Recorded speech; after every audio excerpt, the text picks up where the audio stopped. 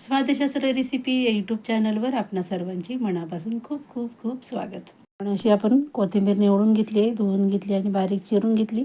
त्यामध्ये हिंग टाकला आहे, लाल मिरची पावडर टाकली आहे आणि हिरवी मिरचीची पेस्ट. त्यानंतर आपण तांदळाचं पीठ, गव्हाचं पीठ, बाजरीचं पीठ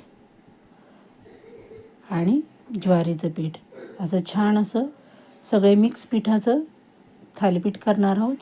हळद टाकली आहे. पूर्ण रेसिपी जिरे टाकले आहेत अख्खे डिस्क्रिप्शन बॉक्समध्ये आहे, तिथे जाऊन तुम्ही पाहू शकता.